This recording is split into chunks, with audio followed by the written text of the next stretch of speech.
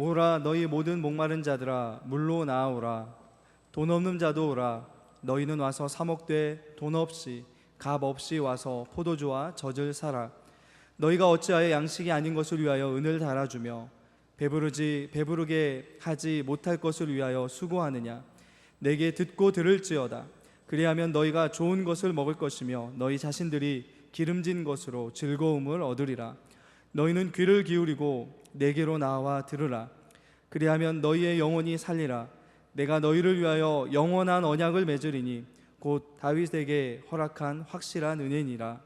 보라, 내가 그를 만민에게 증인으로 세웠고 만민의 인도자와 명령자로 삼았나니 보라, 내가 알지 못하는 나라를 내가 부를 것이며 너를 알지 못하는 나라가 내게로 달려올 것은 여호와 내 하나님 곧 이스라엘의 거룩하신 이로 말미암음이니라. 이는 그가 너를 영화롭게 하였느니라. 너희는 여호와를 만날 만한 때에 찾으라. 가까이 계실 때에 그를 부르라. 악인은 그의 길을, 불의한 자는 그의 생각을 버리고 여호와께로 돌아오라. 그리하면 그가 긍휼히 여기시리라. 우리 하나님께로 돌아오라. 그가 너그럽게 용서하시리라. 아멘. 1991년 대구에 사는 초등학생 5명이 개구리 잡으러 나간다고 간 이후에 오늘까지 24년 되기까지 돌아오지 않아서 그 사건이 전국에 굉장히 충격을 준 일이 있습니다. 그 사건을 개구리 소년 사건이라 그렇게 부릅니다. 그 아이를 찾는 부모의 절규가 전국을 메아리치게 했던 적이 있었습니다. 아이를 잃어버리면 부모는 그날부터 자기의 삶을 잃어버린답니다. 지금도 어디선가 외로움과 두려움과 배고픔에 떨고 울고 있을 그 아이가 너무너무 안타까워서 눈물로 밤을 새우고 또 눈물로 날을 새우며 그렇게 살아가야 한다는 겁니다.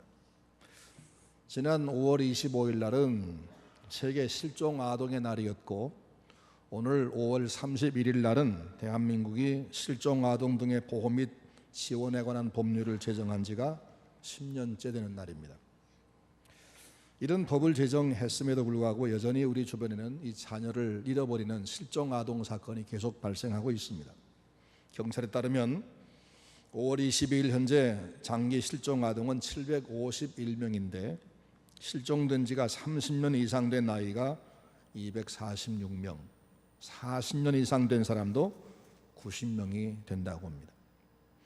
아이들이 사라지는 것은 순간이지만 그날부터 그 부모와 가족의 고통은 끝이 나지 않습니다. 아이들 잃어버린 부모는 재산과 건강만 잃은 것이 아니라 삶을 송두리째 잃어버린답니다. 생계를 제쳐놓고 재산을 다 털어서 현수막을 붙이고 전단을 뿌리고 거기에 온 재산과 시간을 다 쏟다 보면은 경제적 어려움은 물론이고 나중에는 가족의 해체까지 온답니다. 차라리 그 아이가 죽었더라면 가슴에 묻고 잊었을 터인데 자식 잃어버리면 묻지도 못하고 평생을 정신줄을 놓고 살아야 된다는 겁니다. 오늘 본문 말씀 보면 집 나간 자식을 찾는 아버지의 마음이 나타나 있습니다. 내게로 돌아오라 하시는 하나님 아버지의 부름이 나옵니다.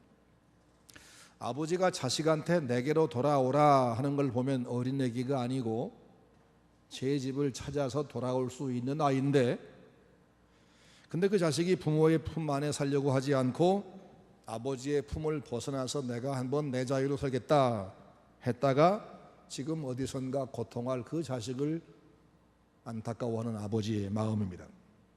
그는 아버지 떠나서 이미 많은 고생을 했을 겁니다. 더 이상 버틸 수 없을 정도로 됐지만 선뜻 아버지에게 돌아올 생각을 못합니다. 자존심 때문인지 염치가 없어서인지 온갖 원망과 불평을 앞세워서 벌떡 일어나 돌아오지를 못하고 있습니다. 그래서 아버지가 부릅니다. 돌아와라, 어서 와라. 지금이 마지막 기회인지 모르겠다, 어서 와라. 이 말씀이 누구한테 하는 말씀일까? 유대인들은 성전과 회당 중심으로 살아왔습니다. 입에서는 율법을 줄줄 외우고 있었고 날마다 번제 소제가 이어졌습니다. 그런데 하나님 보실 때는 너희는 내게서 너무 멀리 있다라고 말씀하면서 내게로 돌아오라 말씀하십니다. 너희가 몸은 성전에 자주 오지만 내 마음은 나에게서 천리말리 떨어져 있다. 그러니 마음으로 돌아오라, 그런 말씀이기도 합니다. 오늘은 서문교회 온가족 초청주일인데 초청하는 이가 누구냐 하면 교회에 와 있는 서문교회 성도들이 아니고 하나님이십니다. 하나님께서 오늘 우리에게 돌아오라 말씀하는데 그 대상은 세 종류입니다. 하나는 하나님을 모르고 세상 길에 헤매는 불신자입니다.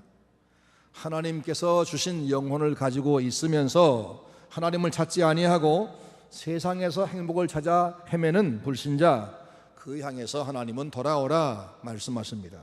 둘째는 서문 가족이면서도 이런저런 이유로 교회 밖을 맴도는 그런 분들에게 이제 돌아오라 말씀합니다.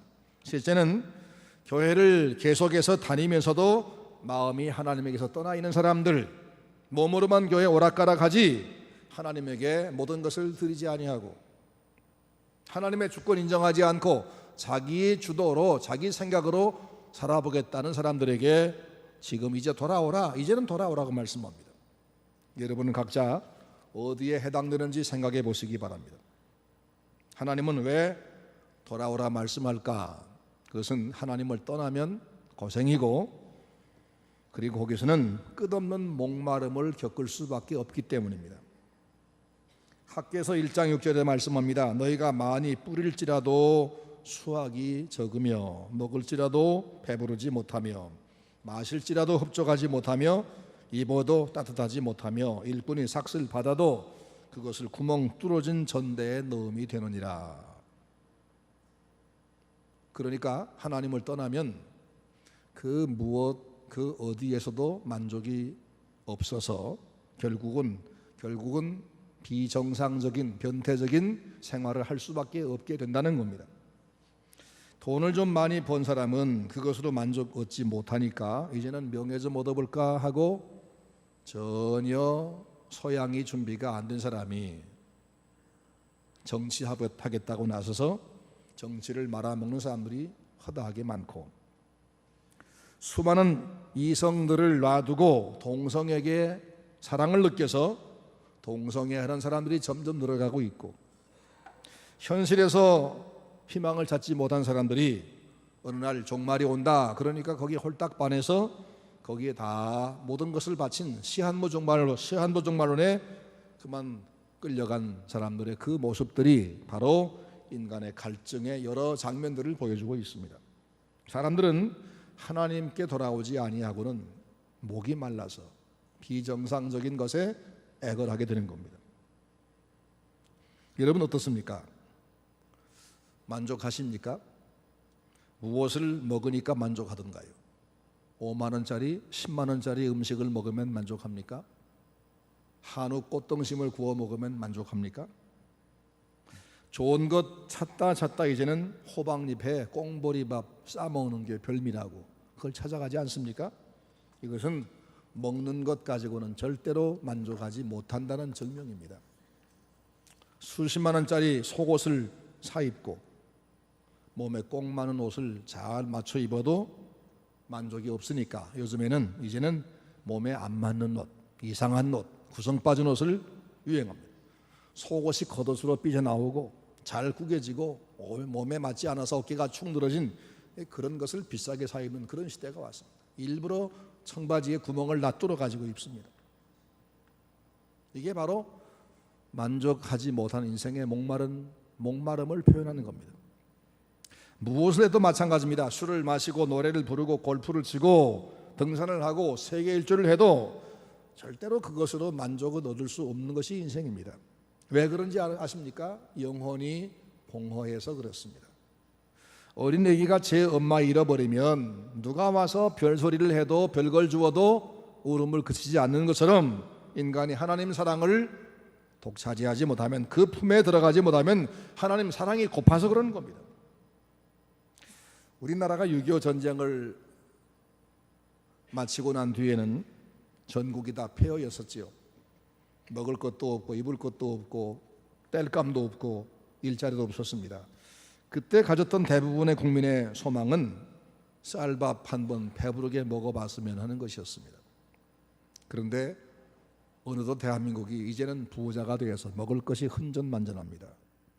지금 와 보니까 아무리 좋은 걸 먹어도 그것 가지고 만족하지 못하고 오히려 비만과 성인병만 늘었습니다.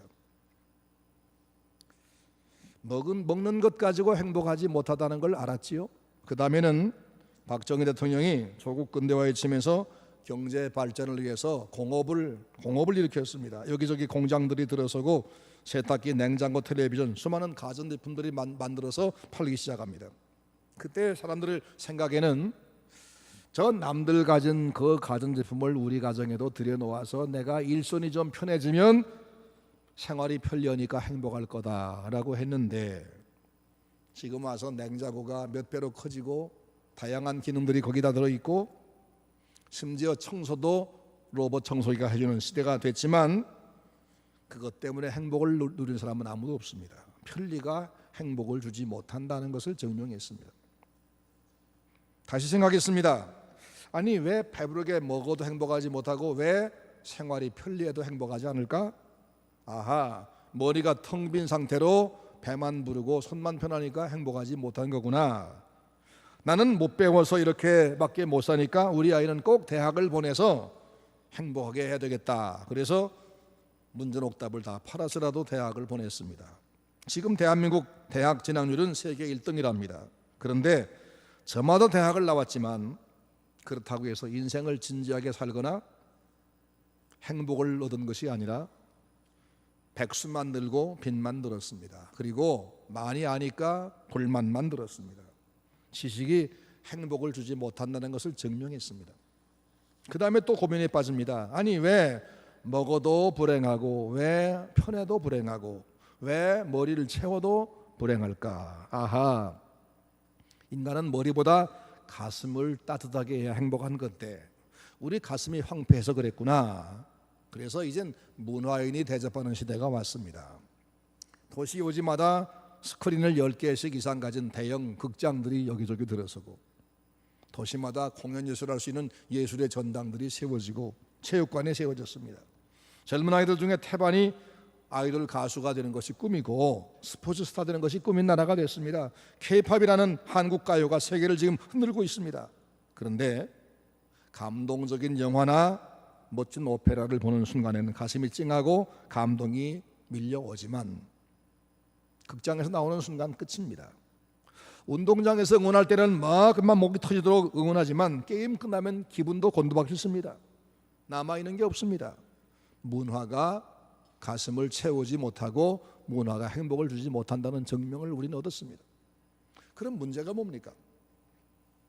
인간은 왜 먹어도 행복하지 못하고 손이 편해도 행복하지 못하고 많은 것을 배워도 행복하지 못하고 감동적인 예술로도 만족하지 못하는가?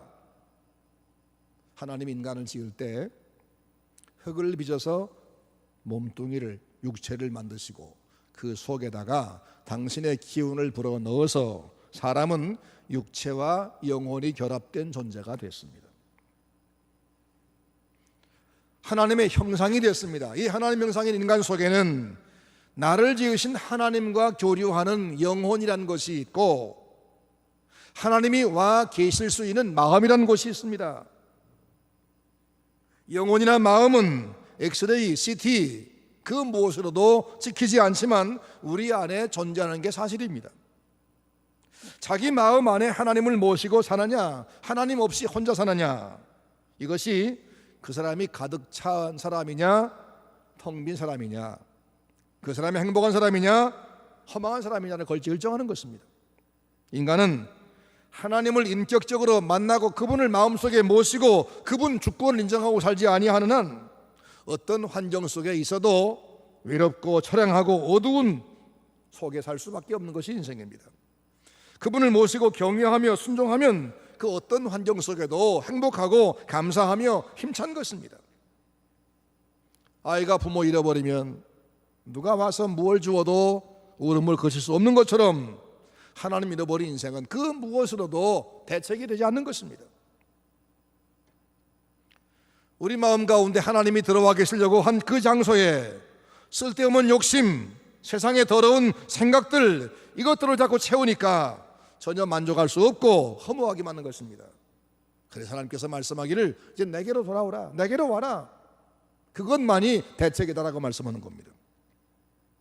또 한 가지는 하나님을 잃어버리면, 하나님과 거리가 멀어지면 사람은 분별력을 잃어버리고 이상한 행동을 합니다. 앞에서 생각한 대로 아무리 가져도 허탈하고 채워지지 않는 것을 알면서도 채워질 수 없는 그것을 위해서 계속해서 돈과 정성과 시간을 쏟는 인간의 모습, 이게 바로 뭐냐? 분별력을 잃어버린 모습입니다. 돈과 권력과 쾌락과 스포츠와 미신을 하나님보다 더 사랑하면 이게 바로 그가 분별력을 잃어버렸다는 증거입니다. 하나님 그들에게 말씀합니다. 너희가 어찌하여 양식 아닌 것을 위하여 은을 달아주며 배부르게 못할 것을 위하여 수고하느냐? 왜 헛된 것을 위해서 낭비하냐고 말입니다. 돈 없어도, 값이 없어도 내게 오면 포도주와 젖을 살 수 있는데 내 영혼의 갈증을 풀고 만족을 주며 새 힘을 솟게 하는 은혜를 내가 공급할 텐데 왜 마른 떡 한 조각보다 못한 그걸 위해서 내 모든 인생을 투자하느냐? 돌아오라 말씀하는 겁니다. 사람들은 자기 영혼의 갈증을 해결해 보려고 술을 마시고 유해를 즐기고 심지어 마약에도 빠져봅니다. 요즘에는 세상의 관심이 동성애로 가는 것 같습니다. 이게 전부 비정상입니다. 6월 9일 날 9일 후에죠, 서울시청 광장에는 동성애 축제가 열린답니다. 그런데 이런 이 비정상적인 모든 행동으로는 결코 인간의 목마름을 가라앉힐 수 없습니다. 이것은 인간의 목마름을 가라앉힌 물이 아니고 불입니다. 불입니다. 자신 태우는 불이고 자기 가정과 사회를 태우는 불일 뿐입니다. 사람들은 목이 마른데도 분별력을 잃어서 물이 아닌 불을 향해서 가고 있습니다. 이 답답한 모습을 보다 못해서 이제 돌아오라 말씀하는 겁니다. 그러면 하나님은 왜 돌아오라 말씀하는가? 그 돌아오라는 말씀 속에 무슨 의미가, 무슨 약속이 들어있는가? 오늘 본문 말씀 1절로 7절까지 말씀 속에는 너 혹은 너희란 말을 14번 반복해서 부르십니다. 그리고 나 혹은 그라고 하나님을 지칭하는 대명사가 7번 반복합니다. 너희는 내게로 돌아오라. 이게 답이다. 너희 목마른 사람들아 물러나오라. 돈 없이 값 없이 와서 포도주와 젖을 사라 말씀합니다. 이 말씀 속에는 첫째는 용서해 주겠다 그런 약속이 들어 있습니다. 현대인들이 겪는 불행의 요소는 불평안과 불만족입니다. 근데 평안하지 못하고 만족하지 못한 원인이 뭐냐? 그것은 남들 가진 것을 내가 못 가져서가 아니라 하나님을 떠나서 죄 지은 것 때문에 그렇습니다. 생명의 주인이신 내 생명을 내게 주입하신 내 몸뚱이를 만들어주신 내게 영혼을 넣어주신 그분을 거절하고 내 멋대로 사는 것 그 자체가 죄입니다.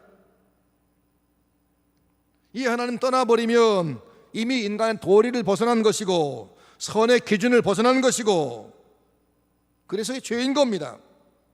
하나님이 나를 만드시고 나를 인도해 주었는데 그 하나님을 버리고 다른 것을 사랑하니 그게 바로 죄입니다. 그 죄를 용서받아야 평안이 생기고 만족도 생기는 겁니다. 주님은 그들에게 말씀합니다. 내게로 돌아오라. 내가 용서하겠다. 널리 용서하겠다. 하나님이 용서한다는 말은 죄를 완전하게 없게 해주겠다 그런 말입니다. 도말하겠다는 말씀을 썼는데 아주 없애주겠다 그 말입니다. 잘못한 일을 없애주시면 그 잘못한 것 때문에 당했던 괴로움과 손해도 없어집니다. 하나님은 이것을 다 없애기 위해서 용서할 테니까 오라고 말씀합니다. 사람은 남의 잘못을 겉으로는 용서한다 하지만 한 자락을 남겨놓습니다. 그리고 두고 보자라고 마음에 새겨놓습니다. 하지만 하나님은 깨끗하게 용서합니다. 사람들은 한 번은 용서하지만 나중에 또 같은 죄를 지으면 옛날 것까지 기억해서 그에게 갚아줍니다. 하지만 하나님은 70번씩 7번도 용서한다고 말씀했습니다. 사람들은 작은 죄는 용서하지만 자기에게 치명적인 손해를 끼친 것은 용서하지 않습니다. 하지만 하나님은 자기를 십자가에 못 박은 죄까지 용서했습니다. 이 하나님 주시는 용서 없이는 구원도 평안도 안정된 삶도 없습니다. 주님께로 진정 돌아와서 주님 품 안에 돌아와서 주님을 나의 주님, 나의 왕으로 모시고 살면서 진정한 평안과 만족을 얻으시기를 바랍니다. 그 다음에는 좋은 것으로 만족하게 하겠다라고 말씀합니다. 내가 너에게 좋은 것으로 만족하게 하겠다. 여기서 말씀하는 좋은 것이 뭐냐? 그것은 우리가 세상에서 생각하는 그런 것보다 훨씬 좋은 것, 즉 하나님의 영 성령을 말합니다. 성령을 너에게 주겠다고 말씀합니다. 그리고 더 좋은 것은 예수 그리스도입니다. 내가 온 것은 양으로 생명을 얻게 하고 더 풍성히 얻게 하려는 것이라 라고 말씀했고, 하나님이 세상을 이처럼 사랑하셔서 독생자를 주셨으니 왜 주셨나 하면 저를 믿는 자마다 멸망하지 않고 영생을 얻게 하려 하심이라 고 말씀했습니다. 주님 오셔서 말씀하기를 너희가 내가 주는 성령을 받으면 네 속에서 내 배에서 샘물이 솟아나는 만족을 주겠다 말씀했고, 날마다 새로운 지식과 지혜로 내가 너를 돕겠다 말씀했고, 어떤 일을 당해도 두려워하지 않는 평안, 담대함 주겠다 말씀했습니다. 이 주님께서 이 좋은 것을 주시기 위해서 오라 말씀하는 겁니다. 이 주님의 위로와 평안과 주님 주시는 새로운 지혜가 필요하지 않습니까? 주님께 돌아오시기 바랍니다. 그 다음에는 내가 너희에게 영원한 약속을 주겠다 말씀합니다. 사람들은 살아가면서 크고 작은 약속을 계속 맺으며 살아갑니다. 대통령 선거 때가 되면 후보는 어마어마한 공약을 내걸고 자기가 대통령 되어보겠다 그럽니다. 그런데 지켜지는 약속은 거의 없습니다. 인간끼리 약속은 이렇게 허망한 게 많습니다. 사업상의 계약이나 친구 간의 약속도 깨집니다.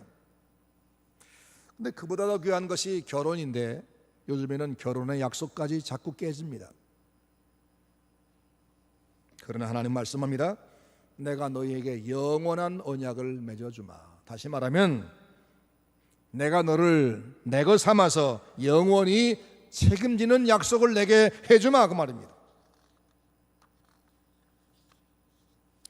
인간이 세상 살면서 지은 모든 죄는 이렇게 살아라, 이렇게 살면 안 된다 하고 우리의 삶의 법을 정하신 창조주의 명령을 어긴 것이기 때문에 하나님께 죄가 된 겁니다. 그분이 용서해 용서가 되는 거지 누구 남은 용서할 수가 없습니다.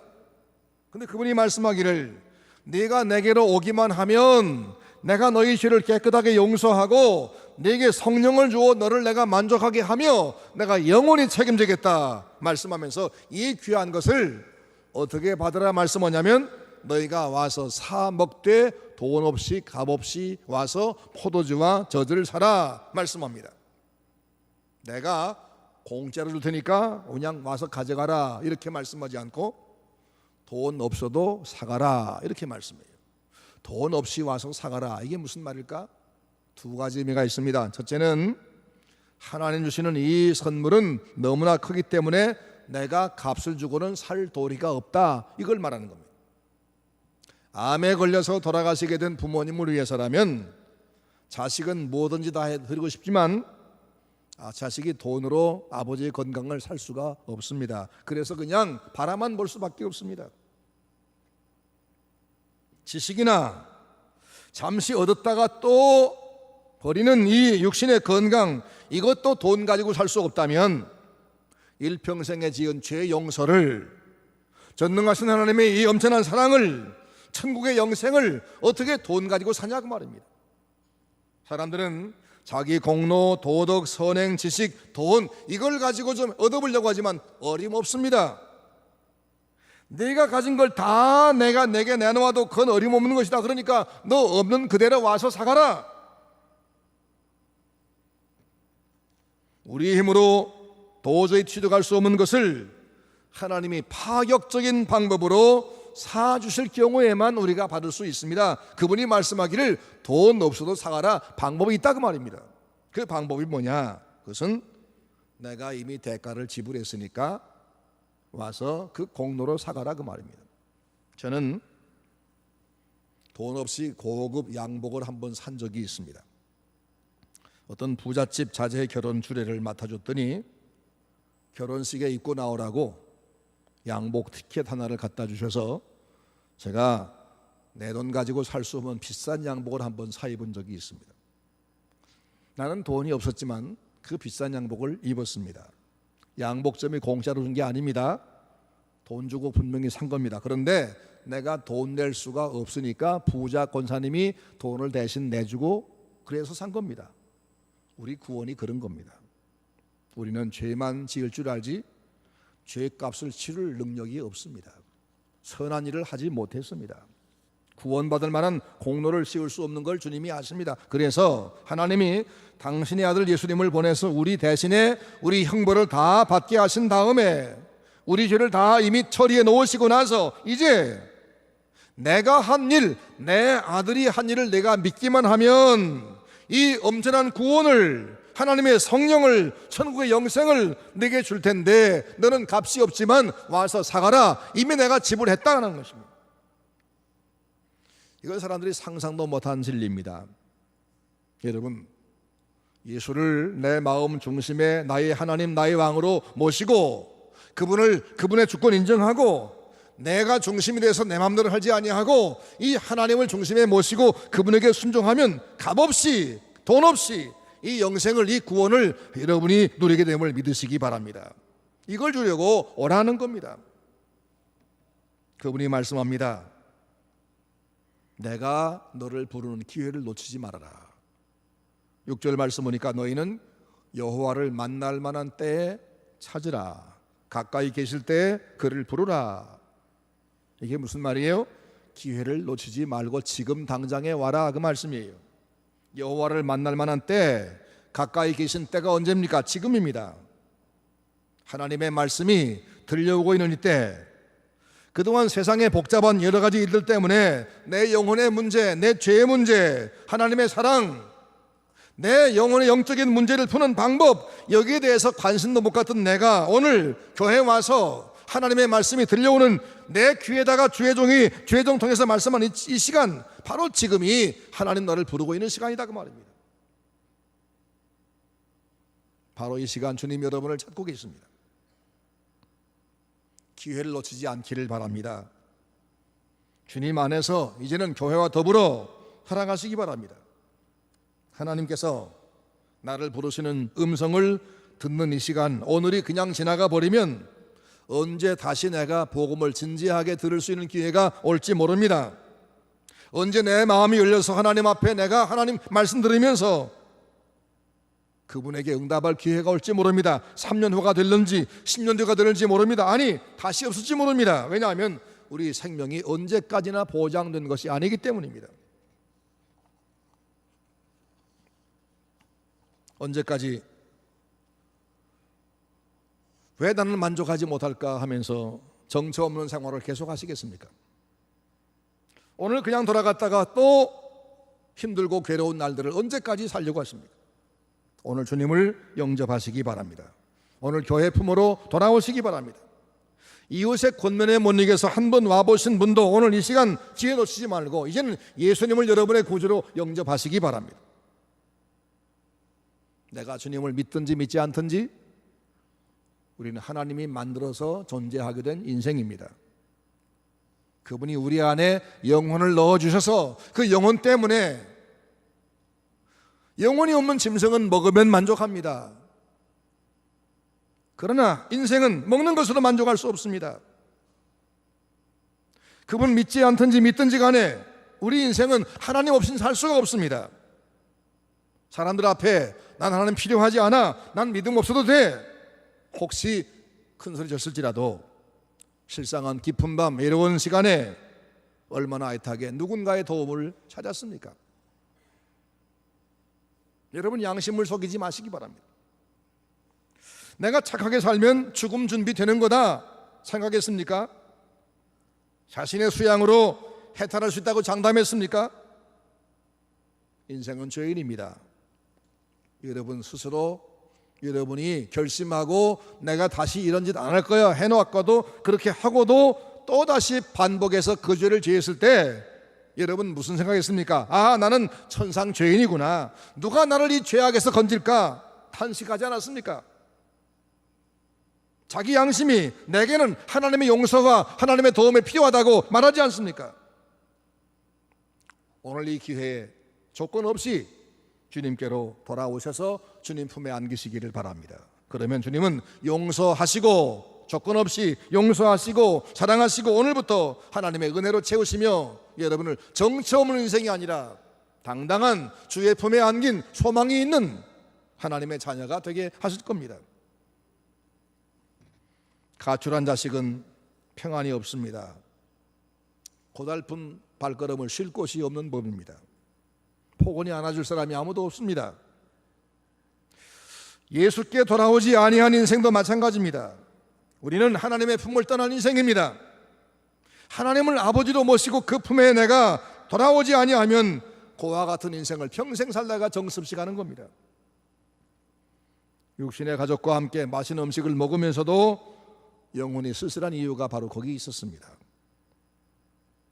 누군가의 도움을, 누군가의 지켜줌을 바라는 그 마음이 내가 하나님을 지금 그리워하고 있다는 증거입니다. 자신의 본심을 인정하고 오늘 돌아오시기를 바랍니다. 탕자에 있던 어거스틴은 오랜 방황에서 돌아와서 고백하기를, 나는 아버지의 품에 돌아와서 안식을 얻기까지는 그 어디에서도 안식을 얻지 못했나이다 라고 고백했습니다. 그렇습니다. 인생은 제자리에 돌아와야 안식과 평안과 복이 있습니다. 인생의 제자리는 하나님의 품입니다. 교회의 품입니다. 저는 어느 날 제가 심어하던 한가람교회 장로들과 함께 당회실에 있었는데 장로들이 모여 대화하다가 어떤 분이 말씀하기를, 우리 교회에서 내가 가장 복을 많이 받았어요 라고 하니까 다른 장로님이 무슨 말입니까? 내가 더 많이 복을 받았습니다. 또 한 장로님이 아니요, 모르는 소리입니다. 사실은 내가 제일 복을 많이 받았습니다 라고 경쟁적으로 자기가 은혜 받은 것을 자랑하는 모습을 보았습니다. 저는 그 모습 보면서 너무 행복했습니다. 그리고 그 모습 보면서 하나님이 믿는 사람에게 얼마나 큰 은혜를 개인적으로 체험하게 하는가를 똑똑히 보았습니다. 그리고 이런 장면은 교회 안에서밖에 볼 수 없겠구나. 이건 하나님의 교회에서만 가능한 장면이다. 이것이 바로 천국의 지점이구나 하는 생각을 했습니다. 우리 서문교회가 그렇게 되기를 주의 이름으로 축원합니다. 오늘은 서문 온가족 초청주일입니다. 초청하는 이가 우리가 아니라 하나님이십니다. 아버지가 집 나간 자식을 부르고 계십니다. 아버지가 초청해서 밖을 빙빙 맴돌던 이가 돌아오는데 그동안 집에 있던 가족이 기분 나빠하면 되겠습니까? 누가복음 15장 말씀 보면 집을 나갔던 탕자 둘째 아들이 어떻게 고생하다가 결심을 하고 돌아오는데 아버지가 그를 환영하니까 큰아들이 화가 나서 집에도 들어가지 않고 그만 삐져 있었습니다. 투정을 부립니다. 하나님이 부르셔서 우리 형제가 돌아오는데 자기 감정과 자기 이익 분리를 따져서 투정 부리는 가족이 없기를 바랍니다. 아버지의 마음으로 맞아들이시기 바랍니다. 그래서 우리 교회가 잃었던 가족을 다 찾고 과거의 혐을 따지지 말고 다 사랑으로 용서하고 하나가 돼서, 주님 말씀했죠? 내 눈에 들보는 왜 보지 못하고 형제의 티만 빼라 하느냐. 하나님 보시기에 그렇습니다. 그러기에 지금까지 모든 감정, 모든 생각을 다 내려놓으시기 바랍니다. 하나님 아버지가 부르십니다. 그 아버지의 마음을 생각해서 기쁨으로, 용서로, 사랑으로 받아들이시기 바랍니다. 오늘은 하나님께서 우리를 부르시는 날입니다. 하나님을 만날 만한 때입니다. 가까이 계신 날입니다. 오늘부터 하나님 아버지 품에서 믿음으로 사시기 바랍니다. 그분의 주권 인정하면서 순종해 사시기 바랍니다. 그동안 교회 출석 잘한 분도 하나님 앞에 마음으로 더 깊이 들어가시기 바랍니다. 그래서 오늘부터 예수님 여러분의 중심에 항상 거주하시며 여러분의 모든 외로움과 공허함과 고난과 눈물을 씻어주시고 여러분 안에 평안과 만족과 새 은혜가 역사하시기를 바랍니다. 그래서 오늘부터 하나님의 은혜의 축복의 빛이 우리 서문교회와 여러분 가정에 넘치게 되기를 주의 이름으로 축원합니다.